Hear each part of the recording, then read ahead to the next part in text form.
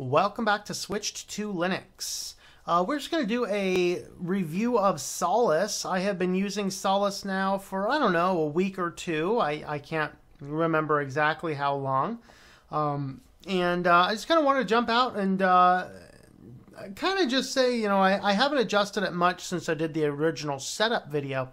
And as far as the distro is concerned, you know, this is way radically different from the issue I had on Fedora, where I just kept on wanting to boot into something else. Solus is smooth. It is not problematic. However, it does take a little bit to get set up. As I addressed in the original video, if you run the original updates from the GUI, not all people, but some people have suggested that that it does pose some issues as far as it will break the GUI. It did break it for me.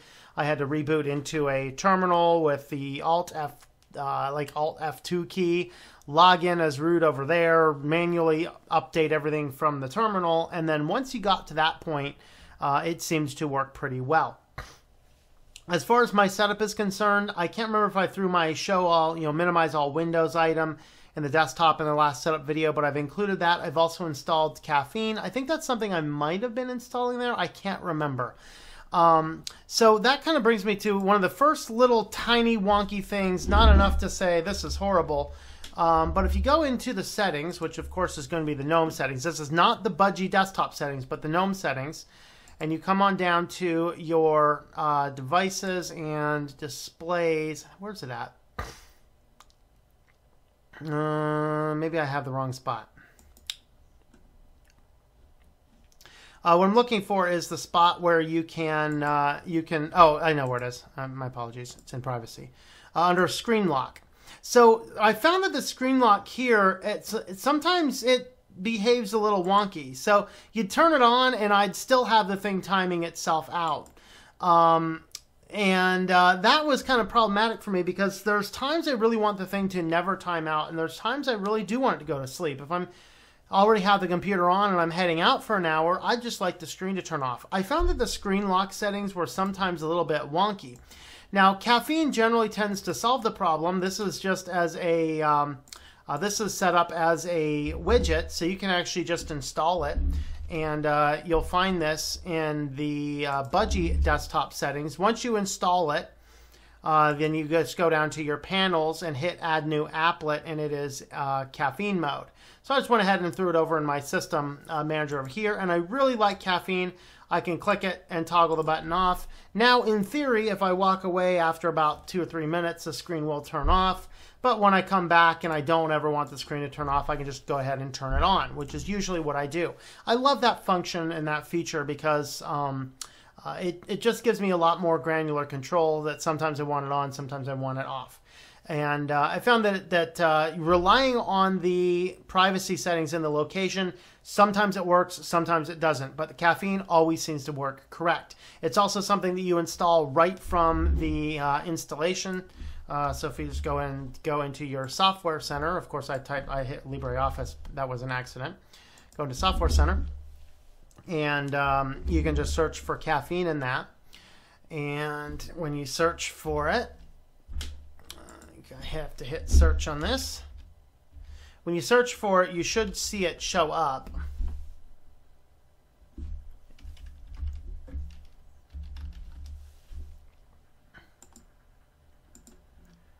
Okay, get rid of LibreOffice. No, I don't want a template. I want you to close. Thank you. Okay, so you see right in the Software Center, you'll find Budgie Caffeine Applet. Just go ahead and install that, and then that's going to make sure that it's on your applet. You do have to restart the computer for this to show up. So just be aware of that. I was able to find that all of the software that I needed to use was in the repository. Now the downside is if there's an application that's not in the repository, some people have reported to me that there's kind of an elitist attitude among them, like, you know, you have the ability to do such tasks with this application. But the reality is there's times that you want to use a very specific application. For example, I really want to use Evolution for email. I've tried Kmail, which is the only other one that even comes close to what I need. But Kmail is actually kind of a pain to set up. And I found out recently that Kmail does not seem to bring attachments through with it. Whereas Evolution works perfectly on every distro. And I have a portable Evolution file that can just go around to any computer, which will carry with it all of the settings that I need. I also use Thunderbird, both of which work perfectly on this system. I'm not going to boot those up for privacy reasons, but those are working perfectly and exactly as I want. My web browser will load up with all of my links up here that I want, and of course I did need to re-enter my passwords, obviously. And then of course I have the Chromium, which is my my YouTube browser. The desktop icons are working just fine, and there's really no issues. The great thing about Solus, too, is we have the Raven menu for quick things. So anytime I plug in my Meteor mic, which is what I'm using to record this, any Linux distro likes to say, oh, there's a new speaker input. And there's actually a headphone jack on the back of the Meteor mic, which will allow the speakers and the sound to run through that headphone jack, which is very convenient at times, but oftentimes I'm just plugging it in for setup and I want the sound to continue coming out of my speakers. The Raven menu makes it very easy. In fact, this is the easiest Linux distro to do this. I plug in the microphone, all of a sudden the sound goes away because it's routed through the phone. Just come back in here and click on the button, and that's going to allow you to switch it. I could in fact switch the audio input as well. That would not actually impact the video because I have Simple Screen Recorder specifically for calling for this microphone. So the Raven menu is very nice. If you're playing something with Rhythmbox, whatever, it will appear down here, so I can control that as well. Mostly skip forward, behind on the tracks.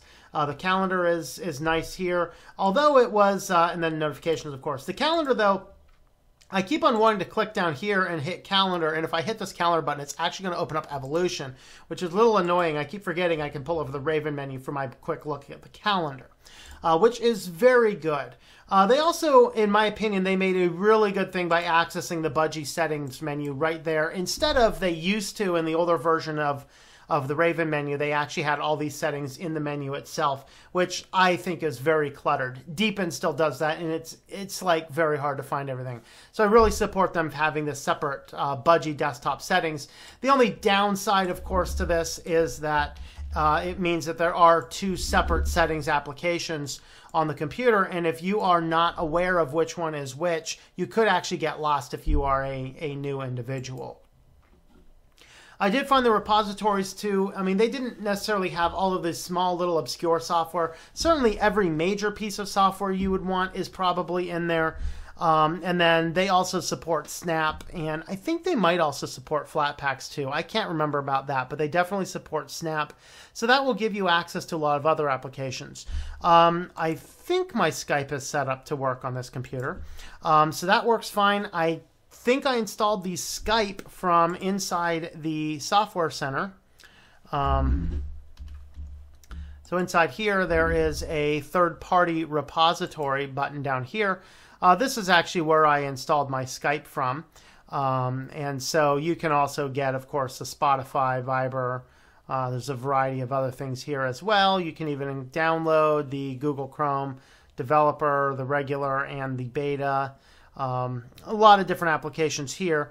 So I actually installed the Skype from the third-party repository, but I installed the Chromium browser from the Snap package, which was a fine solution for me. I have not had any issues.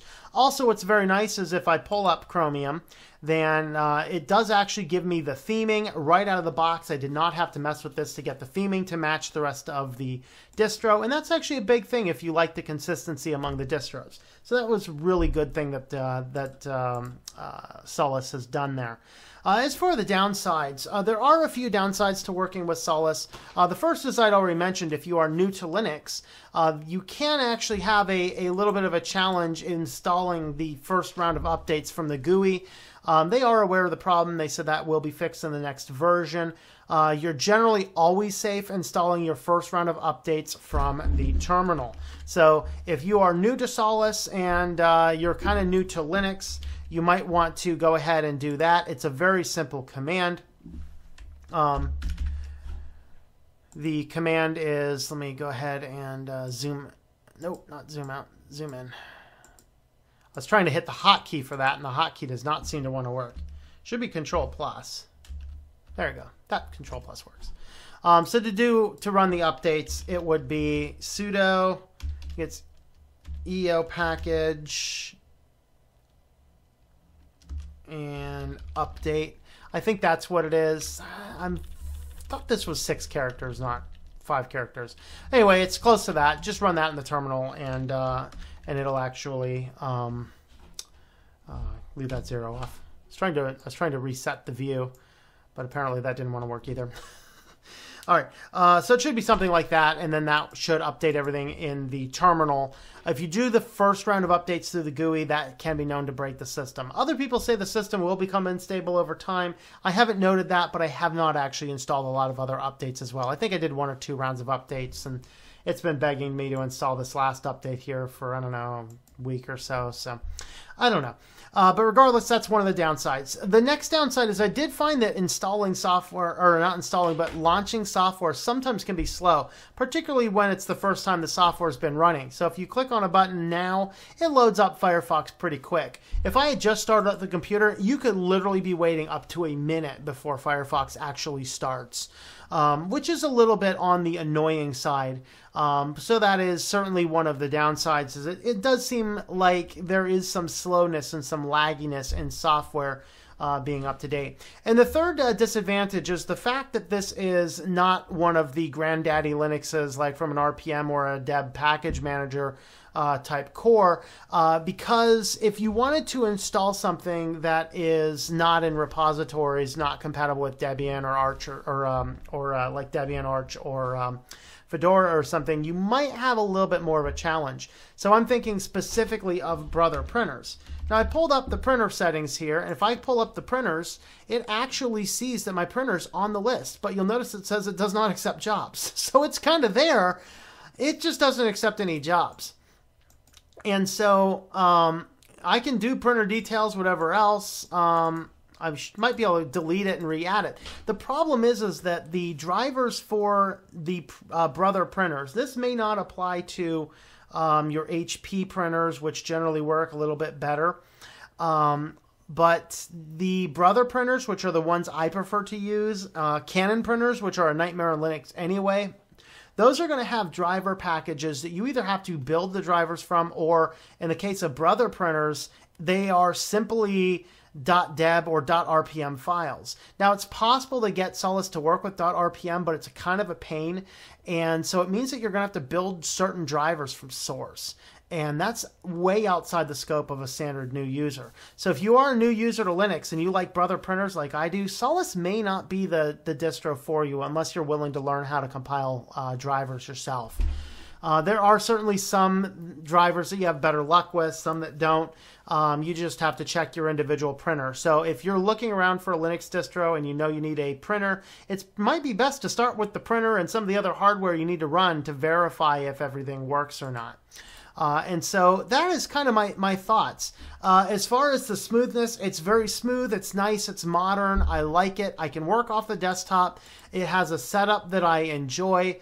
The only thing I really don't like is I would like to have more like a quick launch item down here, so I don't have to, I can hit these once and that's it, rather than, middle clicks or things like that. But it's not gotten in my way. The few times that I've needed to do that, it's not really gotten in my way. It might be more problematic for me if I actually did development on this computer where I'm constantly loading up a new window of a web browser.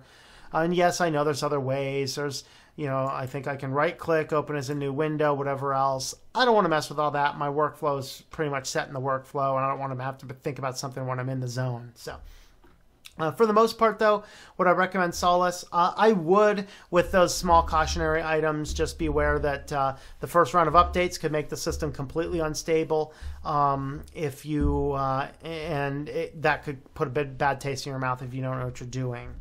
However, it is a good distro. Seems for me, it has been very stable.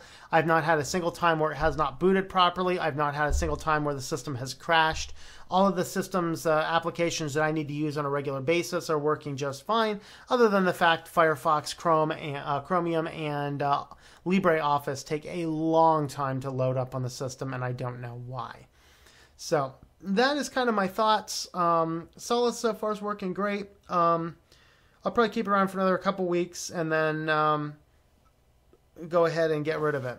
So we will talk to you guys later. Thanks for supporting the channel. You can check out the links in the description down below for more information on how you can help support us.